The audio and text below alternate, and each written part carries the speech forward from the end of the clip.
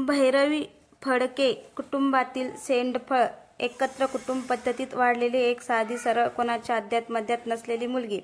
घरात ती तिचे आई बाबा, मोठा भाऊ, आजी आजोबा, काका काकू आणि तिचे आजोळचे केळकर। आजी आजोबा इतकी सगळी माणसं, बाबा सरकारी नोकरी, ती आई गृहिणी, तिचे काका जास्त शिकलेले नव्हते, त्यामुळे एका मित्राच्या दुकानावर ते मदतीस म्हणून कामाला जायचे। काका काकू अपत्यरहित होते, त्यामुळे ते भैरवी आणि केशव, भैरवीचा सक्का मोठा भाऊ, या दोघांनाच आपलं अपत्य समजत होते। भैरवीच्या आईला सख्या भाऊ नसल्याने केळकर आजी आजोबा त्यांच्याच सोबत राहायचे।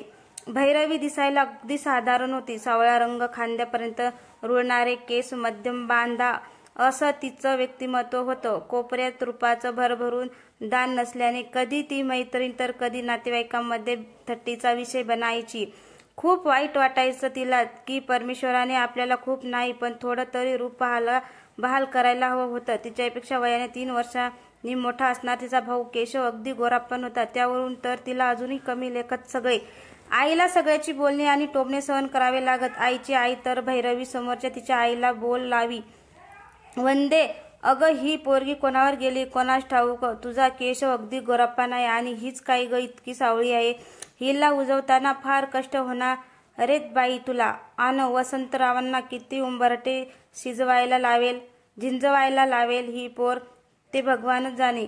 सख्खी आई असं बोलले म्हटल्यावर बाकीचे पण तीच री ओढणार, त्यामुळे आईला कधी नकोस होई भैरवी जवळ जे नाही ते सगळे पाहत, पण तिच्याकडे जे आहे त्याकडे कोणी विशेष लक्ष देत नव्हते। काय होतं असं तिच्याकडे होते छान मोठे डोळे, बोलके डोळे, दोन्ही गालावर पडणारी खोलवर खळी आणि समोरच्याला जपणार, समजून घेणार सुंदर मन। स्वतः आधी ती दुसऱ्याचा विचार करी, प्रत्येकाला मदत करण्यासाठी कायम तत्पर, हसमुख अशी भैरवी। पण म्हणतात ना, लोक गुण सोडून व्यंगावर आधी बोट ठेवतात, तसंच भैरवी अनुभवायची। कधी वाईट वाटलं तर तिची वसू आजी, तिच्या बाबांची आई, तिच्या कुशीत शिरून ती मन सोक्त रडून घेईल, मनातलं सगळं ती आजीला सांगायची। भैरवी आणि केशवचं एकमेकावर खूप प्रेम होतं। केशव धाकट्या बहिणीला खूप जपायचा, दोघे एकत्र फिरायचे, हिंडायचे, अगदी केशवच्या मित्रांच्या घरी जाण्यापासून ते त्यांच्या वाढदिवसाच्या असलेल्या मेजवानीपर्यंत। फडक्यांची परिस्थिती म्हणजे खाऊन पिऊन संपन्न अशी होती, पण असं असलं तरी फडक्यांच्या घरात 3 चुली होत्या, एक तिच्या आईची आणि पुष्पा आजीची। पुष्पा आजी म्हणजे केळकर आजी, दुसरी चूल तिच्या वसू आजीची आणि तिसरी तिच्या काकूंची। सगळ्या घरात असताना तसे मतभेद या घरात देखील होते, पण भैरूला मतभेद, भांडण, संताप या साऱ्यांचा खूप तिटकारा होता। मोठ्यांची भांडण संताप सुरू झाले की तिला असं वाटे या साऱ्यापासून खूप दूर निघून जावं। निसर्ग खूप आवडायचा तिला, त्यामुळे पानं, फुलं, पक्षी, डोंगर, दऱ्या यामधून गुंतून सगळं जग विसरून जावं असं होईल तिला। अशा या वातावरणात भैरवी मोठी झाली होती। ती 10वीला असतानाची गोष्ट। ते ज्या वडिला लोपार्जित जुन्या घरात राहायचे ते विकून भैरवीचं कुटुंब मोठ्या प्लॉटमध्ये स्थायिक होणार होतं। जुनं घर नव्या मालकाला 15 दिवसात सोपवावंच लागणार होतं आणि भैरवीची 10वीची परीक्षा देखील अगदी तोंडावर येऊन ठेवली होती। आई बाबा, मला तुमच्या दोघांशी थोडं बोलायचं। आई, काय ग बाई, अभ्यास तयार नाही का तुझा? नाही ग आई, असं कसं वाटू शकतं तुला? बाबा, मग काय झालंय? बाबा, आपण या 15ला नव्या घरात जातोय राहायला। नव्या घराचा आनंद मला देखील खूप आहे, पण माझी 10वीची परीक्षा पण अगदी जवळ आली आहे, तेव्हा तुम्ही हे घर सोडण्याची मुदत थोडी वाढून घ्या ना, 1 महिन्याने। आई, अगं वेडी आहेस का तू? आपण त्यांच्याकडून घरांचे सगळे पैसे घेतले आहेत, मग आता ते आपल्याला मुदत का वाढवून देतील? आणि नव्या घरात गेल्यावर 15 दिवस अवकाश राहतो तुझ्या परीक्षेला। पण आई ग, नवीन घर लावायला 15 दिवस लागतील, मग काय कपाळ अभ्यास होईल माझा? आई, पण मग त्यात बाबांचं नाव खराब होईल की दिलेली मुदत पाळता येत नव्हती तर का दिली म्हणून। हे हवंय का तुला? आधी सगळ्यात सगळं करून देखील कोणी चांगलं म्हणत नाही त्यांना। आई, माझ्या भविष्यापेक्षा तुम्हाला लोकांनी चांगलं म्हणावं अशी अपेक्षा आहे का तुझी? मी कोणीच नाही का तुमची? आई, पाहिलं कशी बोलायला लागली आई बाप्पाला आताच? बाबा, तू थोडं थांबशील का वंदना? हे बघ भैरू, नव्या घरात गेल्यावर तू स्वतःला एका खोलीत अभ्यासासाठी बंद करून घे। 2 वेळेचे जेवण, नाश्ता, आंघोळ वगैरे यासाठीच काय ते बाहेर येत जा। कोणी तुला काहीही म्हणणार नाही याची खात्री मी देतो।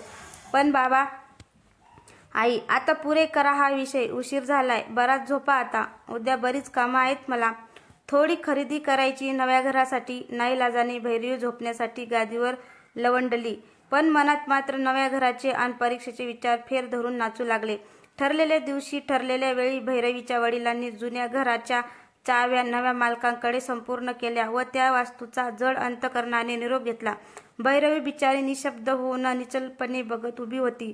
असं नव्हतं की तिला नवीन घेतलेल्या घराचा आनंद नव्हता, परंतु ज्या वास्तूमध्ये तिचा जन्म झाला, 15 वर्षे ती तिथे बागडली आनंदली, ती वास्तू आता तिची राहिली नव्हती, म्हणून ती जरा उदास होती. परंतु नव्या घरात जाण्याच्या आनंदाने या उदासीनतेवर मात केली व ती आई बाबासोबत रिक्षात बसून नव्या घरात प्रवेशली. जुन्या घरापेक्षा हा नवीन फ्लॅट प्रशस्त व हवेशीर होता. फ्लॅटचा लागूनच मोठी गच्ची होती, त्यामुळे तर भैरवीचा आनंद द्विगुणित झाला होता. भैरवीच्या बाबांनी थोडी अधिक किंमत मोजून ही गच्ची आपल्या नावावर करून घेतली होती. वरच्या फ्लॅटमध्ये भैरवी, तिची आई, बाबा, दादा व केळकर आजी आजोबा राहणार होते, तर खालच्या प्लॉटमध्ये तिचे फडके आजी आजोबा आणि काका काकू असणार होते. खरं तर केळकर आजी आजोबा त्यांना भैरवी माई आणि आप्पा म्हणायची. ते जरा कडक शिस्तीचे होते. भैरवीवर त्यांचे प्रेम नव्हतं असं नव्हे, खूप माया करायचे ते दोघं नातवंडवर. या दोघांशिवाय त्यांना होतेच कोण? केळकर आजोबांची पेन्शन झाली की येताना ते भैरवीला आवडणारी गरमागरम जिलेबी, समोसा तसेच केशवसाठी फळावळ खूप आणायचे. परंतु त्यांच्यासोबत मुलींच्या जातीने कसं कमी बोलावं, कमी हसावं या मताचे ते होते. पण आपली भैरवी मात्र एकदम खुशमिजाज, खुशाल चेंडू, त्यामुळे तिचं या आजी आजोबांशी बऱ्याचदा पटत नसे. तिला आपली वसू आजी, जी तिच्या बाबांनी आई होती, तीच खूप आवडायची आणि तिचे श्याम अण्णा, ज्यांनी तिला लहानपणापासून मागितलेले प्रत्येक गोष्ट घेऊन दिली होती. या दोघांमध्ये ती आपलं मन रमवे याच्यासाठी गप्पा मारणे, आपल्या शाळेतल्या गमती जमती सांगणे, प्रसंगी त्यांच्याशी पत्ते खेळणे तिला खूप आवडायचे. म्हणतात ना, जावायचं पोर हरामखोर. हळूहळू भैरवी नव्या घरात रुळत होती. बाबांनी सांगितल्याप्रमाणे ती फक्त 2 वेळा जेवण्यासाठी बाहेर येत होती. परीक्षा जवळ येत होती तशी भैरवीची धाकधूक देखील हळूहळू वाढत होती. परीक्षेच्या आदल्या दिवशी ती आणि तिचा केशवदादा सेंटरवर जाऊन बैठक व्यवस्था पाहून आले. दुसऱ्या दिवशी 11 वाजता पेपर होता. पहिल्या पेपरला आईबाबांनी देखील सोडायला यावे अशी तिची खूप इच्छा होती, पण दादाच्या 10वीला त्याचा पेपर सुरू होऊन संपेपर्यंत सेंटरवर थांबणाऱ्या तिच्या आईने यावेळेस मात्र येण्यास नकार दिला. कारण काय तर केशवदादा असताना आईची काय गरज? तिला भेदभाव पुन्हा जाणवला, पण पोर काही बोलली नाही. तिचा दादा मात्र तिच्या बैठक व्यवस्थेवर व्यवस्थित जाऊन बसले हे बघून घरी गेला आणि न विसरता बरोबर 2 वाजता सेंटरवर हजर असे परीक्षा संपेपर्यंत चालले. आई बाबाचं कर्तव्य दादा करत होता हे बघून भैरवी आई बाबा करत असलेले भेदभाव विसरून गेली. अखेर परीक्षा संपली. सुट्ट्यामध्ये भैरवीने नर्सरीमध्ये जाऊन खूप फुलझाडे आणली. मोगरा, गुलाब, शेवंती, जास्वंदी, झेंडू वगैरे. आपल्या गच्चीचा तिने मनसोक्त उपयोग करण्याचे ठरवले. आईसोबत जाऊन तिला हिरव्या तशा कुंड्या देखील ती घेऊन आली व मनापासून फुलझाडे लावली. रोज झाडांना जलप्राशन करण्याचे काम भैरवीच करायची. ती कोणालाही झाडांना पाणी देण्यासाठी नकळीन हात सुद्धा लावून द्यायची नाही. तिची फुले आणि तिच्या बागेमध्ये ती तासनतास हरवून जायची. यासोबत वृत्तपत्रे वाचणे, शब्दकोडी सोडवणे, कधीच संचलन छान असं काही तर लेखन करणे या गोष्टीही ती आपले शब्दभांडार समुद्र करून घेऊ लागली. असं करता करता जून महिना उजडला. आता भैरवीला प्रतीक्षा होती ती 10वीच्या निकालाची. दररोज वृत्तपत्रामध्ये ती वाचत होती की नक्की 10वीचा निकाल कधी लागणार. आज उद्या करता करता अखेर 15 जूनला निकाल जाहीर होणार अशी बातमी खात्रीने समजली आणि भैरवी दिवस मोजू लागली. भैरवीच्या बाबांच्या मित्राचा एक सायबर कॅम्प होता. बाबा 10 वाजता ऑफिसला निघत होते. निघताना ते भैरवीच्या खोलीत आले. बाबा, भैरवी जरा तुझा सीट नंबर दे. प्रकाश काकांचा नीट कॅफे आहे ना, तिथे आधीच जाऊन बसतो आणि रिझल्ट बघतो. भैरवी, बाबा मी पण येऊ का? मला नाही काही सुचत नाहीये आज. म्हणजे पेपर तर छानच गेलेत, पण तरी थोडी भीती वाटते आहे. बाबा, अगं तिथं गर्दी असेल खूप, तू घरीच थांब. मला समजलं की मी लगेच फोन करेल घरी. आणि टेन्शन तर अजिबात घेऊ नकोस, मला खात्री आहे तू फर्स्ट क्लासमध्ये येणार. भैरवी, तुमचा माझ्यावरचा हा विश्वास स्वार्थ हो. हा घ्या सीट नंबर. आई, हो होईल सार्थ. हे बघ तुझा आवडता आमरस केला आहे आज. 12 वाजता आपण जेवायला बसू. भैरवी, वाव, आमरस. मला बाकीच काहीच नको आता खायला. भाजी पोळी तर अजिबात नको आज. बाबा, चला एन्जॉय करा, मी येतो आता. भैरवी, बाय बाबा. आणि बाबा निघून गेले. 11 वाजता भैरवी म्हणाली, आई भूक लागली आहे मला. वाढतेस का? आई, हो, तू बसून घे जेवायला. मी आणि आजी आजोबा नंतर बसतो. असेही माई आप्पासोबत भैरवीला जेवायला अजिबात आवडत नव्हतं. सतत उपदेश, टोमणे, उन्नीधुन्नी असायची त्यांच्या बोलण्यात. त्यामुळे भैरवी एकटीच जेवायला बसली. आईला जाणवलं पोरीला टेन्शन आलंय निकालाचं. ती म्हणाली, सावकाश जेव, विचार करू नको जास्त. भैरवीने फक्त आमरस पोळीच खायला घेतली. असंही आमरसासोबत इतर पदार्थ खाणे म्हणजे तिला आमरसाचा पान उताराच वाटे. तो 4-5 घासच खाल्ले असतील तिने. तेवढ्यात त्यांचा फोन वाजला. बाबा. हो बाबाच. ह्या विचाराने भैरवीने धावत जाऊन फोन घेतला. बाबा. भैरवी. मी म्हटलं नव्हतं भैरवी. बाबा लवकर सांगा काय ते प्लीज बाबा. अगं तू फर्स्ट क्लासमध्ये पास झाली. 63% मिळून 1 किलो मिठाई आणतोय मी सगळ्यांना वाटायला. भैरवी किंचाळत. यस थँक्यू बाबा. Thank you so much. Love you. संध्याकाळी लवकर घरी या. बाबा. एक काम करतो. संध्याकाळी येण्याऐवजी आज हाफ डे टाकून दुपारीच येतो. भैरवी. हे तर एकदम बेस्ट. बाय.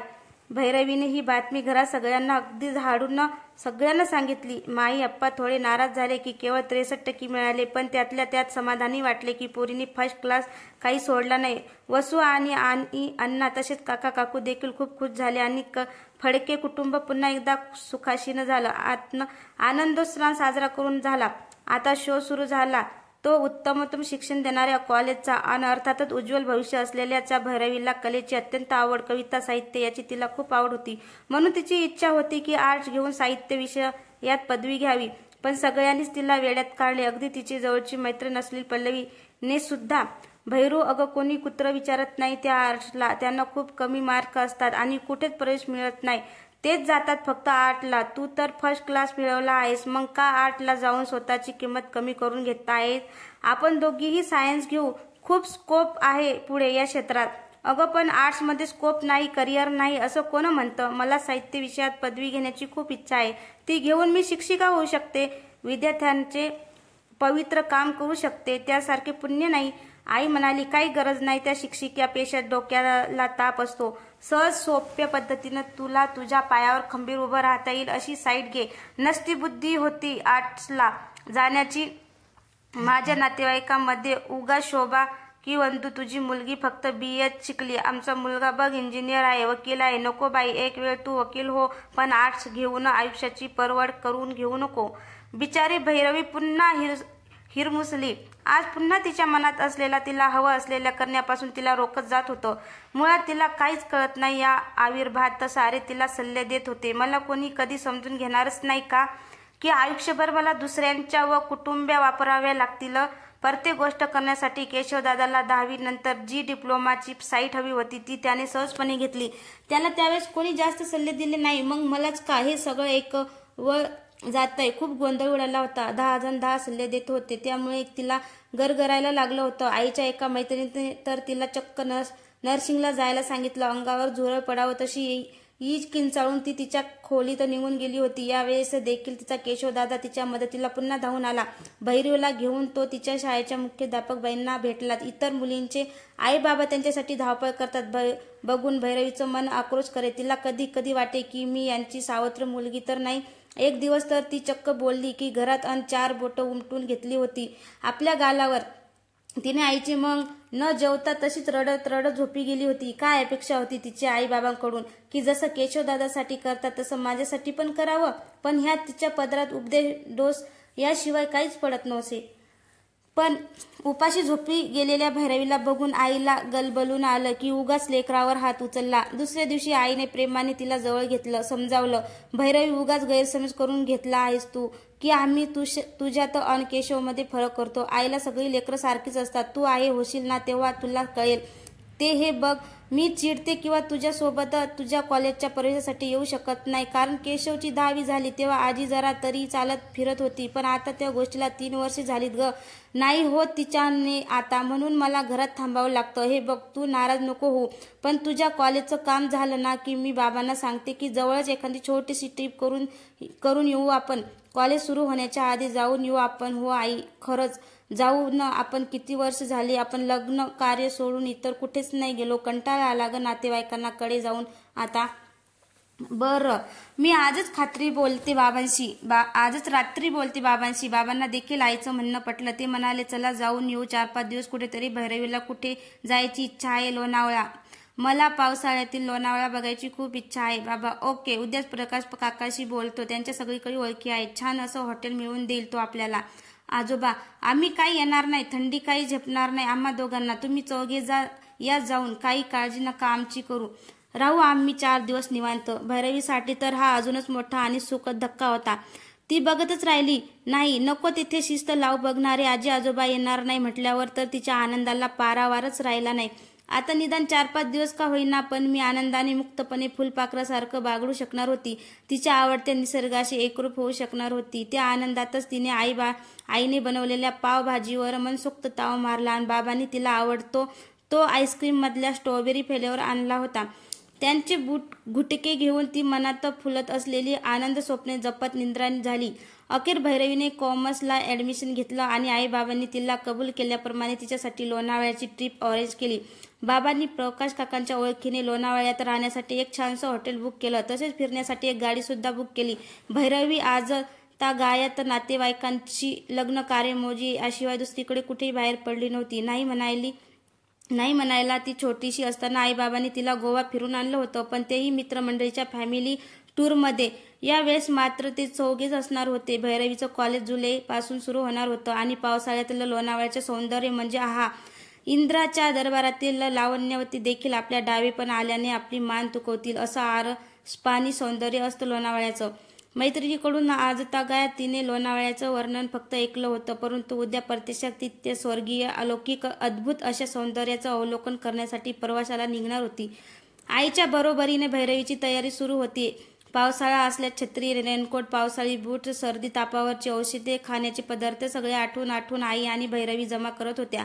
बाबांनी लोणावळ्याला जाण्यासाठी रेल्वेचे बुकिंग आधीच करून ठेवल्यामुळे ट्रेन पकडण्याची विशेष अशी धावाधाव होणार नव्हती. ट्रेन ही भैरवीच्या अगदी जिव्हाळ्याचा विषय होता. कधी कधी गमतीमध्ये ती म्हणायची, मला आयुष्यभर ट्रेनने जगभर फिरायला आवडेल. मग तिच्या दोन्ही आज्या म्हणायच्या, वंदना जावाई, आपण रेल्वेतलाच बघू बाई, म्हणजे आपल्या भैरवीला मनसोक्त फिरता येईल. आणि तिची बायका मनापासून हसायच्या. भैरवी मात्र काय ग आजी असं म्हणून विषय बदलायची. हुश झाल्या बाबा, एकदाच्या बघा भरून. उद्या घालायचे कपडे तेवढे आईने वर काढून ठेवले. जेवण लवकर आटोपले सगळ्यांनी आणि झोपायला गेले. भैरवी मात्र लोणावळ्याच्या लावण्यचित्र मनात रेखाटत निद्रा देवीची आराधना करत राहिली. पण छे, तिला कसली झोप लागणार होती.